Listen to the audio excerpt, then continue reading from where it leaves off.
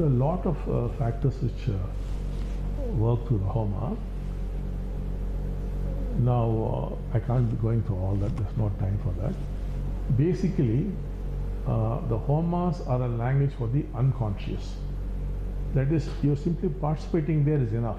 Sitting there and watching is enough, and hearing, engaging your senses.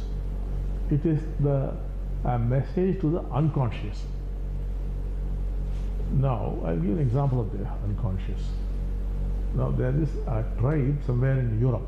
Europe also you got tribes. So, for those tribes, let us say, with the stick or with your hand, you draw a circle around that person. That person cannot erase that line and come out. Impossible for him. Somebody must come and erase that line. Only then they can come out. For the particular tribe, because they are so programmed like that for generation after generation. So who is responsible? The unconscious. So if you put a line, they can't come out. The unconscious, I told you, is 2 million times, 20 lakh times, 20 lakh times more powerful than the conscious mind. Now, if you go to Africa, there's this voodoo tribe, many of you must have heard about it. So they are a sort of a program as children, I think. And let us say there's a person in that community. Let us say he's become a software engineer and is going away to London. And there he has done something wrong for the tribe, and then he escapes to New York. And the chief would give a small stick. He'll tell him, go to New York, follow him wherever he goes, and he looks at you, point the stick at him, he'll drop down dead. That's all. So this fellow will go to New York and be tracing him wherever it's possible. And then finally, if they come face to face, you just show the stick, and the fellow will fall down dead. No knife was put into him, no bullet was shot. Let us have the next flight and come back to Africa.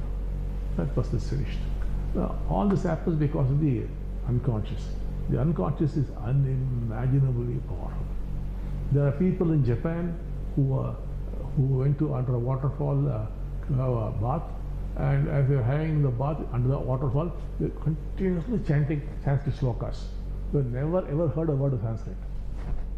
There are a number of instances where Sanskrit flows out because it is in the collective unconscious. So the Homas have been going on and on and on for a long, long time. Not only we, in other countries also they're happening. There's a mountain in Sweden called Mountain, where they do their own kind of Homas are there. The Native Americans do our Homa-like thing, and the Japanese do, which is much more ancient than the kind of Homas that we do. So it is there, it is loaded in the collective unconscious. Now, we have to give a message to it. So all the chanting we are doing, all those arrangements are a message to the unconscious, which in turn strengthens the Antaryaman. The Antaryaman is empowered, and the Antaryaman carries out whatever, whether it's selling a property or buying a property or getting a job or getting married, all that Antaryaman is doing, but it also needs power.